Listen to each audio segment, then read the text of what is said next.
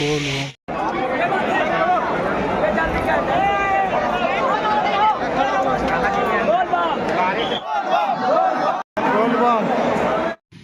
নমস্কার, আমি লক্ষ্মীকান্ত মাতা আর আপনারা দেখছেন আপনাদের প্রিয় YouTube channel target Jharkhand YouTube channel. তো আজকে আমি আপনাদের কাছে যে বোলবমের দৃশ্য বাবাধামের আপনারা বর্তমান দেখছিলেন সুলতানগঞ্জ থেকে সেই মা গঙ্গার নদী থেকে কিভাবে জল লাগানো হচ্ছে আপনারা দেখুন।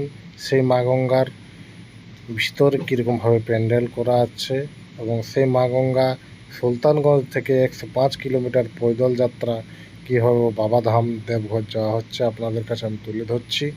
যে অংশগুলা প্রতি মুহূর্তের ছবি আপনারা পরস্পর দেখতে থাকুন কিভাবে যাওয়া হচ্ছে এবং কিভাবে জল পুরুলিয়া এবং ঝাড়খণ্ড টাটানগর থেকে গেলে আপনারা কিভাবে যাবেন। এটা হচ্ছে রোহার ব্যবস্থা, এটা বিহার রাজ্যে নীতিশ কুমারের এলাকায় খুব সুন্দর এরকম কিছুক্ষণ পর পর এরকম রোহার ব্যবস্থা আছে। দেখতে পাচ্ছেন সুলতানগঞ্জ থেকে 105 কিলোমিটার দণ্ডি এইভাবে দিয়ে এনারা যাচ্ছেন। আপনারা বুঝতেই পারছেন 105 কিলোমিটার কতদিন পর যাবে।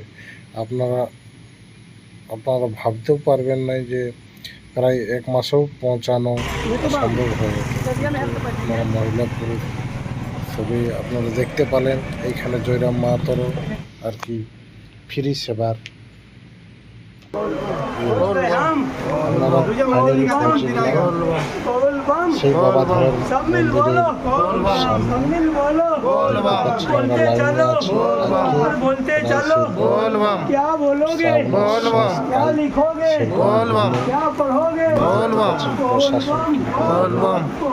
দেখিয়েছে লাইন, এই যে দেখতে পাচ্ছেন ব্রেকেটিং স্টিলের রেলিংগুলো, এগুলা প্রায় 14-15 ঘন্টা লেখান লাইন নিতে হয়।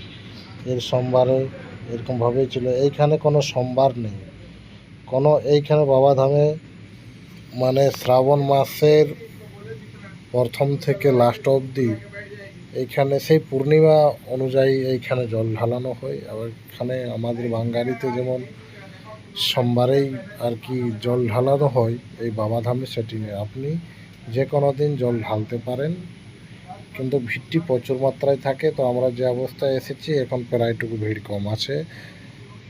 ফাইনালি আমাদের পূজা হওয়ার পরে আমাদের কিছু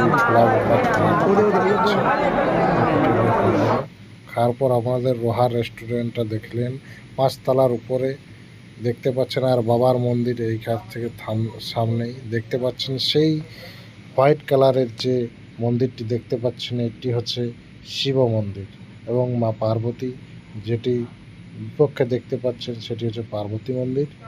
সেই 5 তলার উপরে আমাদের ফাইনালি রোহার রুম। আর এইখানে এরকমভাবে বাজার, সেই বিখ্যাত পেড়া আপনারা দেখেছেন, দেবঘরের বিখ্যাত পেড়া আপনারা দেখাচ্ছি। সেই পেড়ায় কীরকম পাওয়া যায় দেখতে পাচ্ছেন। পেড়ার দোকানে হাজার হাজার দোকান আছে, তার বৃষ্টি হচ্ছে। তারপর আমরা চলে এলাম ফাইনালি অনুকূলের আশ্রম। আপনারা অনেকেই শুনেছেন যে অনুকূল আশ্রমটি কোথায় অবস্থিত। তো অনুকূল আশ্রমটি অবস্থিত আছে এই বাবাধামের জাস্ট 5 কিলোমিটার দূরত্ব হবে। এইখানে দেখতে পাচ্ছেন চিড়িয়াঘরও আছে, খুব সুন্দর পশু পক্ষী এবং খরগোশ। তারপরেই আপনারা একটা দেখার মতো মন্দির পাবেন, নলেখা মন্দির।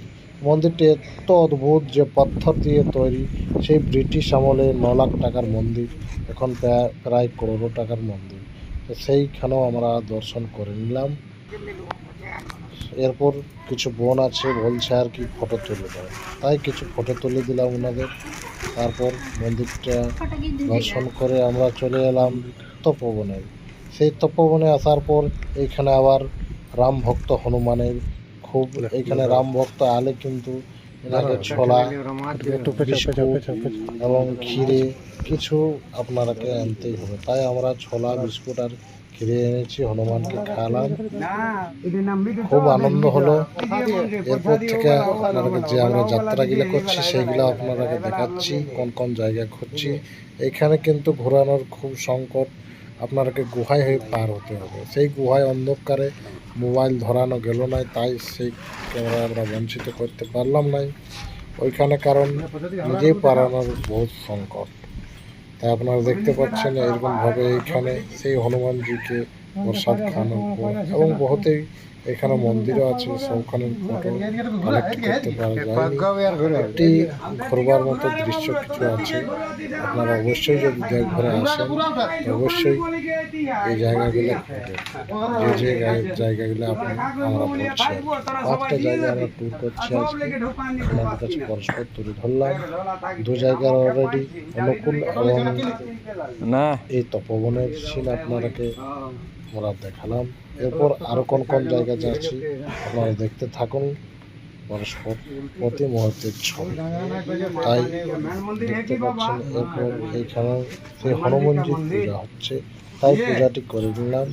পূজা করার পর আমরা সেই ধীরে ধীরে একের পর এক পূজা করলাম এবং সেই আবার পুনরায় যে বড় স্টেজে যাওয়ার সেইখানে আমরা যাওয়ার মতো অনুষ্ঠান করে নিলাম। আপনারা যদি পুরুলিয়া থেকে আসেন এবং রেলওয়েতে আসেন তো এইখান থেকে দেবঘর থেকে আপনারা টোটো বা বাস পেয়ে যাবেন। বাসুকিনাথ আপনারা ডাইরেক্ট যেতে পারেন এবং যদি এই জায়গাগুলো ঘুরবার আপনাদের ইচ্ছে থাকে, এইটি হলে তিরকুট পাহাড়। এই তিরকুট পাহাড়ে চলে এসেছে। এইখানে কিন্তু খুব বাঁদরিতে বাঁদরামি করে। এখানে আপনাকে আলে কিছু এনাদের জন্য খাবার, ছোলা, বিস্কুট কিছু আনতে হবে। ওইখানে আবার তপবনে ছিল বাঁদরামি, কিন্তু এইখানে আছে বাঁদরি, সেখানে আমরা খাওয়ালাম এবং তারপর আমরা চলে এলাম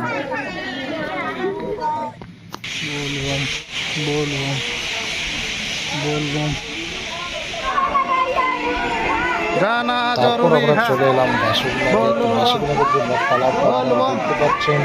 এই তালাব আপনারা চান করতে হবে, যতই গঙ্গায় চান করবেন না কেন, এবং বাবা ধামের যে আপনারা এরকম সেম এই পজিশনে দেখাচ্ছিলেন। সেইখানে সেই রাবণ যে মানে শিবটা লেগতেছিল লঙ্কায়, সেইখানে প্রেসার করতে করতে ওনার আর কি সেই বাঁধের অবস্থা, সেইখানেও চান করতে হবে। এবং এইখানে মন্দিরে দেখতে পাচ্ছেন কীরকম প্রচণ্ড ভিড় আছে। এখানে প্রায় আজ পূর্ণিমার দিন, এইখানে প্রায় এরকম অবস্থায় 2-5 ঘন্টা ওঠার পর আমরা পুজোর দিকে টুকু করে যাচ্ছি এবং এইখানের প্রশাসনিক খুবই ভালো। যদি আসেন অবশ্যই আসবেন, দেবঘরে জল ঢালে যাবেন নাই। বলা যায় যে দেবঘরে জল ঢালার পর যদি বাসুকিনাথে না জল ঢালা যায় তো সেইখানের কিন্তু যাত্রা সম্পূর্ণ হয়নি বলে জানা যাচ্ছে। তাই আমরা ভাবলাম যে চলো জল ঢেলে নেওয়া যাক। এইখানেও আমরা সেই লাইনে লাগতে লাগতে দেখতে পাচ্ছেন কীরকম প্রচণ্ড ভিড় হয়ে গেছে, মা বোনেরা কীরকম উল্লাস দিচ্ছেন। তারপর ফাইনালি আমরা মন্দিরে ধীরে ধীরে প্রবেশ করতে লাগলাম। দেখতে পাচ্ছেন যে বড় মন্দিরটি বলের পরিচিত সেই কবিশিল্পী বাসুদেব মাহাতোকে আমি পাশে পাইছি। তো আজকে না বললেই নাই, সেই স্বাধীন ভারত যে আমাদের ইংরেজের হাত থেকে আমরা বঞ্চিত হয়েছি, যেখানে আমাদের ভারত স্বাধীন হয়েছে, তো সেই আমি কবিশিল্পীর কাছে এসেছি। আমি কিছু আজকে উপহার আপনাদের কাছে তুলে ধরতে চাচ্ছি। তো নমস্কার দাদা। নমস্কার নমস্কার। তা আজকে এই 15ই আগস্টের কিছু উপহার দাও। হ্যাঁ নমস্কার। মেঘ 2 মাস ধরে হচ্ছে না পরিষ্কার। আচ্ছা, তো আপনিও তো একটা ছোট মোটা ইউটিউবার। আচ্ছা আচ্ছা, মানে আমাদের বুঝছেন আজ 15ই আগস্ট, আচ্ছা 1947 সালে আমাদের ভারত স্বাধীন। আচ্ছা, কিন্তু সংবিধানে টাইম লেগেছিল 2 বছর 11 মাস 18 দিন। আচ্ছা জিনে হাত জিন পিনে হাত পিন, কই কিসি কা नहीं चला 11 দিন।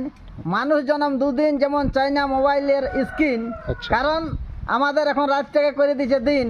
আর করোনা কালটা হয়েছিল বুড়া ছোড়ার একই ভ্যাকসিন, কিন্তু এখন নিজের বহুটা হয়েছে মানে কেরাসিন, আর লোকের বহুটা হয়েছে হিরোইন। মানে আমাদের তো খুব মানে এমন মেহনত করেছে দীনেশ বাদল, চাঁদ, ভৈরব, তিলকা মাঝি, সুভাষ বোস, সবাই মিলে করেছে আজ ভারত স্বাধীন।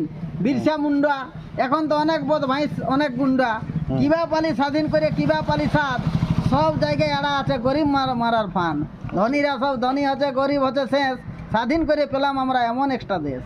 দিয়ে শুরু চন্দ্রবিন্দু শেষ, কে দিচ্ছে রেশন ফ্রি, কে দিচ্ছে গ্যাস, কবে নাকি ধ্বংস হবে দেশ।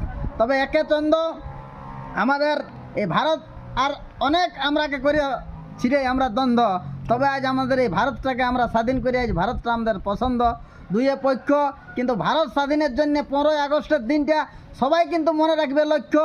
আর 3 নেত্র, এটা আমাদের ভারতেই আছে, আমাদের যত দেশের লাই ভারতেই আছে, আমাদের সব থেকে মানে ধনী দেশ এবং সব থেকে কাগজপত্র। 4 বেল, এই ভারত স্বাধীনটা লয় কোনো ছানা খেল।